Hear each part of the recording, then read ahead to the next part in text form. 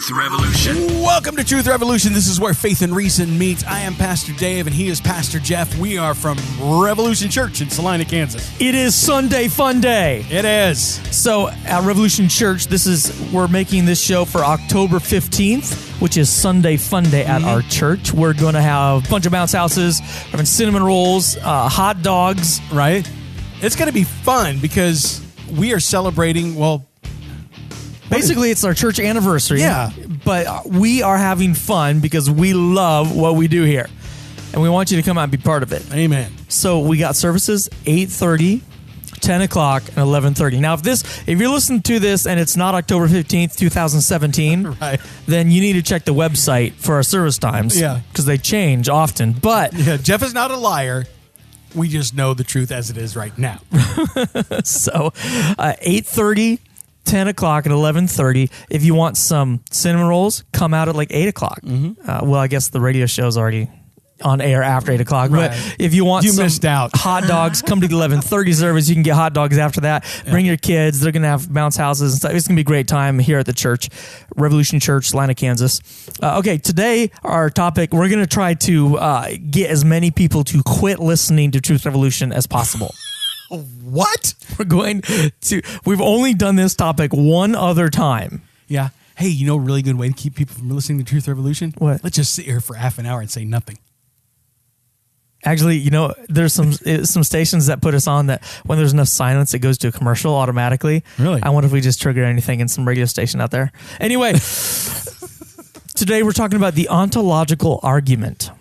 The ontological argument for God's existence. Right. Now, this one is not, I am not as familiar with this one, so Okay. you're carrying the load today, buddy. Because I'm happy, clap along if you feel like a room without a roof. Okay, I like this one.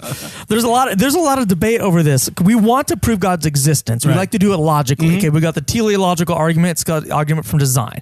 We have the cosmological argument, which shows that the universe had a beginning. Right. Okay, so the universe was designed. You can look at all these aspects of design and see God made it. You can look and see the fact that the universe had a beginning. Someone had to make it. Someone had to put it there. Right. There's the other cosmological argument, which states that you have to rely on something outside of yourself or you cease to exist. Like we need water to continue to exist.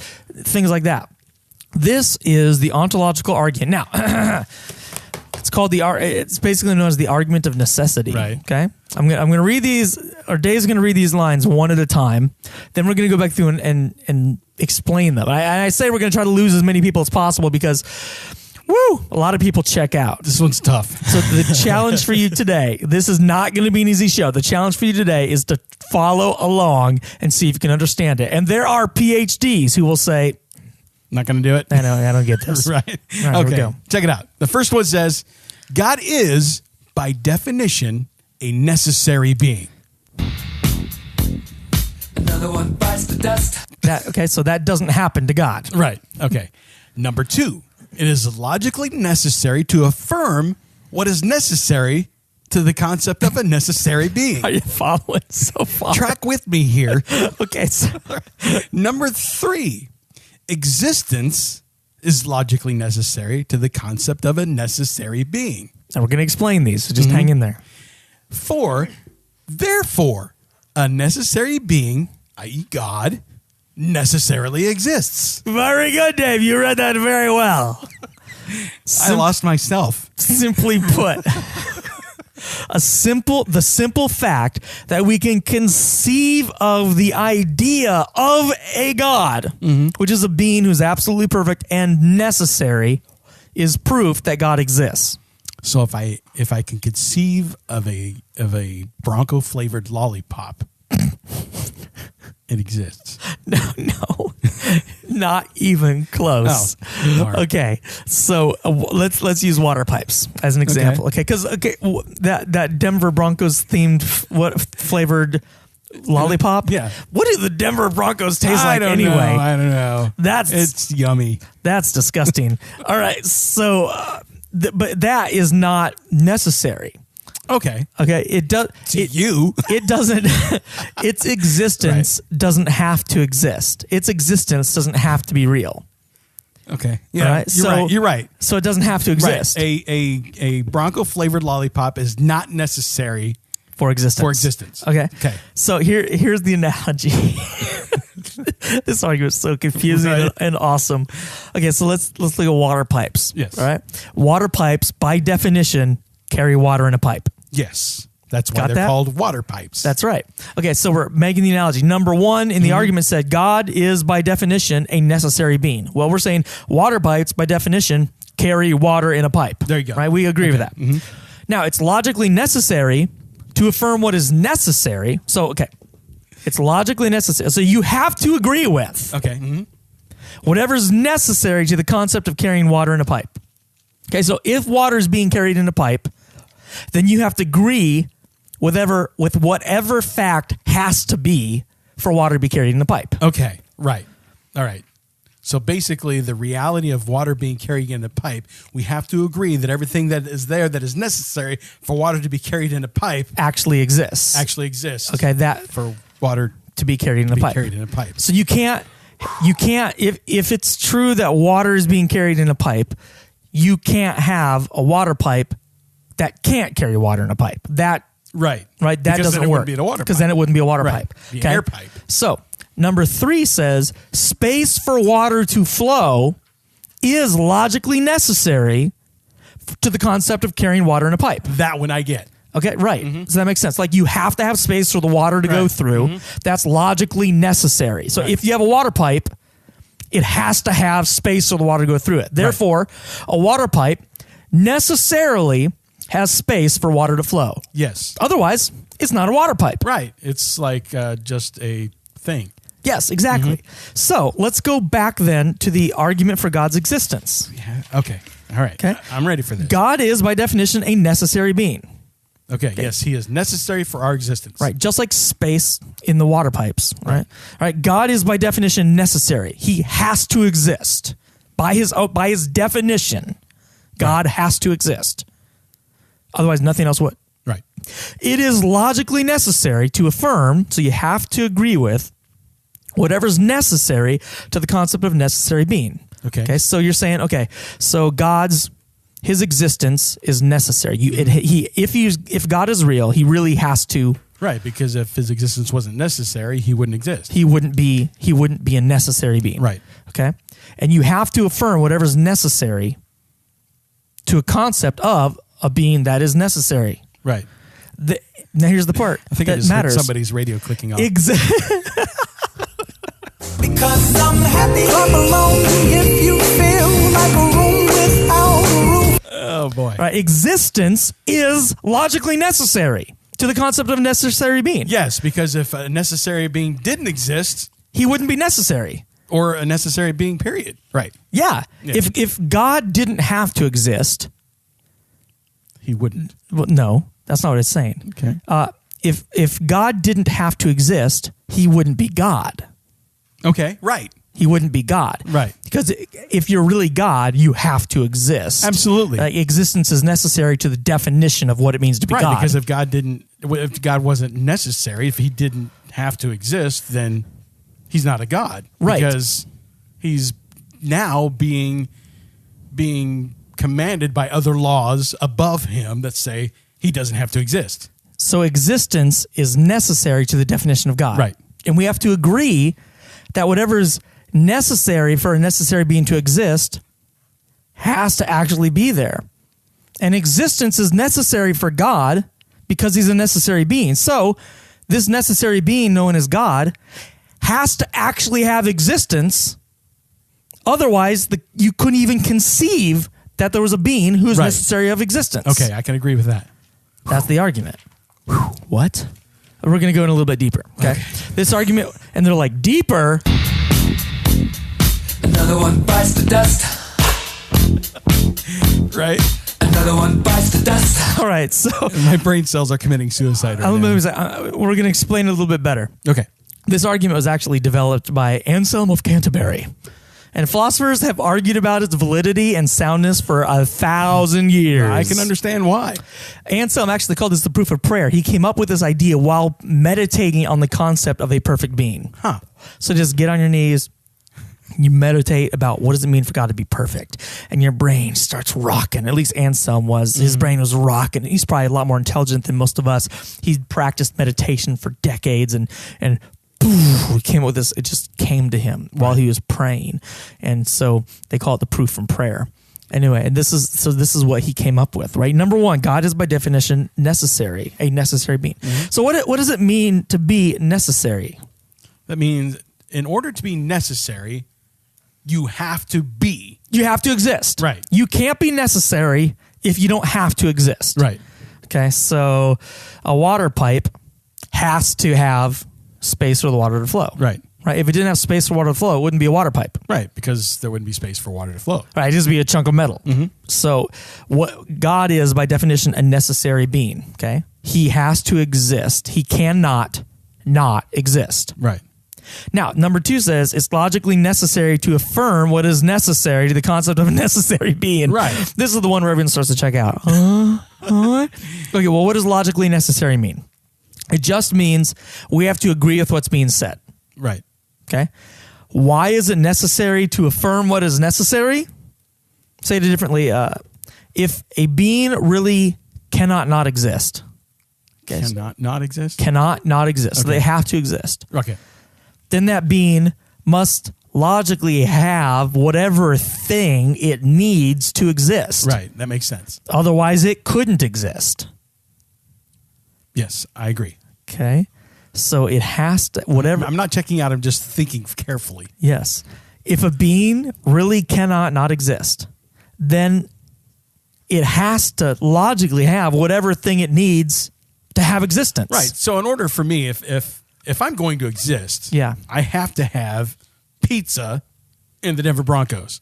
Oh, If jeez. neither one of those existed, I couldn't exist. People are in the wrong on this one. Still in the wrong. This is egregious. Do you hear me? Egregious. I don't find it very egregious. Sheesh. But okay, let's say air. Okay, right. you If exist. if air did not exist, if oxygen did not exist, Your existence would cease. right, and I need oxygen to exist. Okay, so we could say like Dave has to have oxygen to exist. Well, you're here, so I know oxygen must exist. Right, absolutely. Okay. Well, if there's a being who cannot not exist, if there really is a being who has to exist because he's necessary, like God is, then he has to have whatever thing he needs to exist. Right. Is it air? Is it water? What does God need to exist? Well, God needs existence to exist. That's the only thing God has to have. Existence. Okay.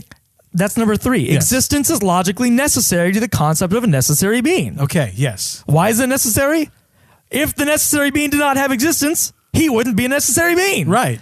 Right. Does this make sense? Yes, because if a necessary being didn't have existence, he would just be If he didn't have to exist, right. then he's not really a being who has to exist. Right. He would just be Not there. right. Okay. If God really is a being who has to exist, you have to agree that whatever that being would have to exist, whether it's water or food or whatever, he has. Okay, God has to exist. So whatever he needs to exist, he would have water, food, but he has to have existence to Yes. exist. So you have to agree that God has existence. Yes. Because if he didn't have existence, he wouldn't be a necessary being. Right. But he's necessary and he has to have existence. So he must exist. Absolutely. Some people say it's not true. They say, well, you can conceive of things that don't have to exist. Right. Like what if triangles had, if triangles exist, they have three sides. But what if triangles didn't exist? Or what about, I'll give you another example on the other side of the show. Okay. If people's brains are exploding. Right. Actually, I feel it. There are some people listening right now and they're like, I think I get it. I thought I had it. I think I get it. Right. And you probably do because I'm a really good teacher. Right. What? Oh, you didn't see that coming, did you? No, no. I'm just joking. But okay, we're going to be right back after this. This is the wrong week to promote Revolution Church because we're going to have people listening going, I'm never going there. Right. Way to go, Jeff. We don't talk about this stuff on Sunday at church, but you do need to come out to Sunday Fun Day if you're not here already. We're having a great time not talking about the ontological argument. Right. Although I do love it. You do. But coming out to Revolution Church. We'll be right back I'll explain this better on the other side of this break. I hope so. Maybe. Truth Revolution. As I was going up the stair, I met a man that wasn't there. Yeah? Then what happened? I don't remember. Is that it's an old rhyme from my childhood. I thought you were like sharing a Robert Frost poem. No, it was this argument kind of reminds me of the non-existent. It's like, as I was going up the stair, I met a man that wasn't there. I can't remember exactly how that all flows, but it's one of those arguments that how can you meet something that's not there? Well, we're going to tell you, but God is there because you and I have met him. Wow. Am I right? No. Kinda? Not even a little? No. Oh, darn. Hindus. Why do you even let me talk? Hindus say that they know their God exists because they feel a burning in their bosom. Okay, right. And because they can confirm the feeling, the fact that they have met God, they can confirm his Well, existence. I have a burning in my bosom every Tuesday night when I go eat wings. Yeah, see. Let's just go back to reciting poetry, okay? let's do Robert that. Frost. 2 roads diverged in a yellow wood, and sorry I could not travel both, and be one traveler long I stood, and looked down one as far as I could until it go bent back in the to undergrowth. ontological argument. Then took the other as just as fair, Jeff, and having perhaps please, a better claim because stop. it was grassy and wanted wear. Now As for I'm that, the checking passing out. there had worn them really about the same. What? I didn't know this about you. Another one bites the dust. You didn't know I memorized poetry? I didn't. I'm really actually kind of shocked and surprised. I don't know how to feel right now. You know me a long time. Okay, well, anyway. People say the ontological argument... Let's get back to the topic at hand. People say the ontological argument is kind of like saying, number one, if Zedelderts existed, they'd have to be blue. Since they have to be blue, Zedelderts are blue. Right. Therefore, Zedelderts are blue creatures. Right. Okay, but it's argued, well, sure, you may think they're blue, but they may not exist. So a lot of this comes from a misunderstanding of what necessary is. Philosophers have debated this a long time, but when we talk about a being who is necessary for existence, when we're saying that God has to exist because that's part of his nature, Right. we're saying if you are God, you are a necessary being. It is part of your nature. There is no way around it that you have to exist. Right. Like God cannot even cause himself to cease existing. If he did, everything else would cease to exist as well. Right. And that's one of the things that I mean, just the simple fact that we're here and conceiving of God means he has to exist. That's the argument in a nutshell. Yeah, and I'm kind of getting it, but the thing that I'm having a hard time getting around is being like, well, what if God isn't necessary for everything to exist? Okay. And I know that's kind of heresy to our show, but I'm just trying to kind of thinking, being the opposite argument. Yeah. Yeah. Well, if God wasn't necessary for existence, then we would have a different definition of God. It would be a definition of a God more like one of the ancient Roman gods. Okay. Okay, so they're almost mortal in a way. They're exaggerated mortals. Zeus and these other gods are basically human creatures who have been exaggerated and expounded upon. Gotcha. Their qualities are very much human-like. But the God that we talk about is a God who never came into existence at one point. He always existed. Okay, so God has no beginning and no ending. Do you agree with that? I do. Okay, if something has no beginning and no ending, does it have to exist? Yes. It does. It has to exist at all time, no matter what. So existence is logically necessary for God. Right. Right. Absolutely. His existence is necessary. Without God, nothing else. He is the one who created the universe. Do you agree with that? Yes, I do. Okay. So without God, nothing else would exist. Right. And because he's beyond the beginning and past the end, right? His existence goes all the way in both directions. So if he stops existing, everything else stops existing, and his existence spans an eternity in both directions, meaning there was never a time where he didn't exist, and without him, nothing else existed. So he is necessary in that time, material, you, me, universe, everything is reliant upon God for its existence. Right. Send your questions into Jeff at questions@truthrevolution.tv. Let's dumb it down for just a little bit. Do Okay. a Bible contradiction. Bible contradiction. Well, this one ought to be real easy. Shall we drink alcohol or not? After the ontological argument. That's like totally going the opposite spectrum there. All right, let's get serious here. Deuteronomy 14:26-27 says, use the silver to buy whatever you like, cattle, sheep, wine, or other fermented drink, or anything you wish. Then you and your household shall eat there in the presence of the Lord your God and rejoice. So, Drink alcohol. drink alcohol. However, Romans 14:21 says, it is better not to eat meat or drink wine, to do anything else that will cause your brother or sister to fall. So no, Do don't not drink alcohol. Right. What's Okay, well, up?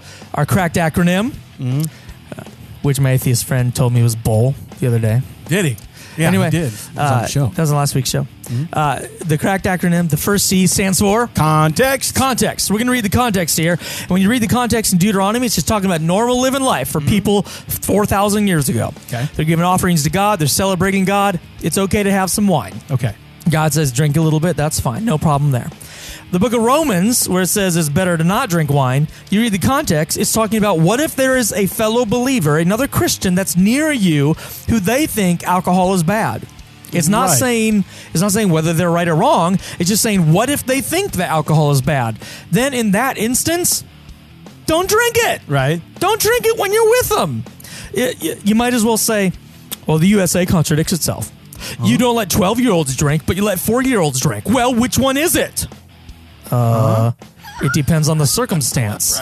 Right. We let people drink after 21, and they can't drink until 21, right? The circumstance matters. Oh, absolutely. Yeah. Deuteronomy is giving a circumstance where drinking is okay.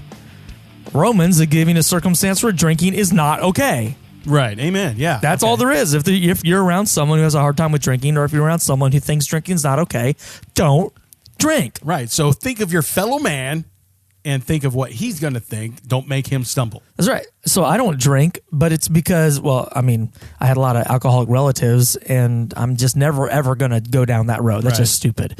But I also don't drink because I'm a pastor, and I know there's a lot of people around who are alcoholics, and I wouldn't want them to see me drinking and go, oh, why is my pastor drinking? Right. And like And really they- mess with them. Yeah. Totally lose their faith. Yeah. So I'm just not going to do it. Is it okay to drink? Yeah, it's fine. If you can do it in moderation without getting drunk, sure. That's the answer for our contradiction today. Bible contradiction. Oh, you ended that much too quickly, Jeff. Now we got to get back into the ontological argument. Okay, let's just do a listener question. I got a question. All right, listener question. Kendall asks, I was told by my dad, who hates that I go to church, by the way, Yeah. that Adam and Eve actually had 3 sons, so it makes 0 sense that we could be descendants of theirs. Okay, so here's how 3 guys have children together. I'm just kidding. It would be pretty hard for Well, humanity. You've seen the movie, 3 Men and a Baby, That's true. right? And the one with Arnold Schwarzenegger and Danny DeVito, Twins. twins. Yeah. No. The one where Arnold has a baby. Oh, yeah, What's that called? I can't remember. I don't know. Anyway, okay, probably the most important thing to answer this question is Genesis 5:4, because I agree it would be hard for humanity to come from 3 dudes. It says this. After Seth was born, Adam lived 800 years and had other sons and daughters. It's just a footnote in the story, really, but it shows that there were others. All right, so Adam and Eve had Cain and Abel and Seth, 3 dudes. But it says after that, they lived 800 years and had other sons and daughters. Right. Cain and Abel and Seth were just major players. Yes, At the beginning and of time. that's right. They were major players, so the Bible talks about them. The Bible doesn't say who was first or last or anything like that. So, I mean, Adam and Eve may have had Cain first, and then 12 daughters, and then Abel. I Right. mean, we don't know. It doesn't tell us. But it's important to remember the Bible doesn't record everything. So when it says Adam and Eve had sons named Cain, Abel, and Seth, it's telling the history of those 3 for a reason. It doesn't mean there was nobody else. All right. Similar to your history books. You probably read about George Washington 100 times, but never once in school did anyone tell you that he had 5 siblings. Why? Because it's not important Right. to the point that your history book was communicating. It was like, George Washington, the first president of the United States. Blah, blah, blah, blah, blah. Had wooden teeth. didn't tell you that he had 5 siblings, or maybe even didn't tell you that he had wooden teeth. He chopped down a cherry tree. Probably didn't even tell you that he wasn't the first president of the United States, which was actually Samuel Huntington. Oh, here we go again. Did you know I was going to go there? No, I should have Google known. it, all right? Google it. You people are in the wrong on this one.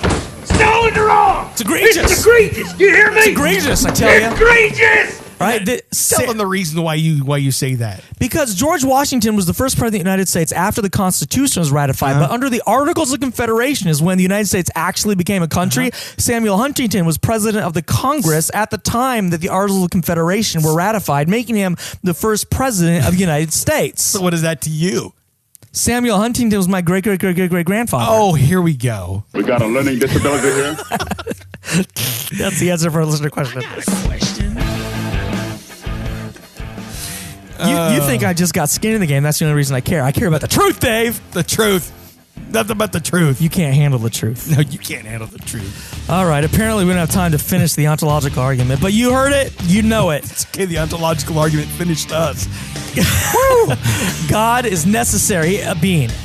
Necessary being has to have what's necessary to him if he's really necessary. Right. And existence. Pizza and Broncos. Existence is necessary to him Right. if he's actually a necessary being. So he has to have existence. Yes. So God exists because, by definition, he's a necessary being. Send your questions to questions@truthrevolution.tv, i.e. Jeff. Yeah, hit me up. He'll get you. All right. Come on out to Revolution Church. We love brain stuff. We love all of you, even when you disagree with us and post nasty comments on our YouTube channel. Right. We love it all. Yeah, especially you. Come to church. Come out to church. Right. Send us some questions. Thanks for those of you who financially support Truth Revolution and Revolution Church. Dave really loves you. We do. And I do too. Have a great week.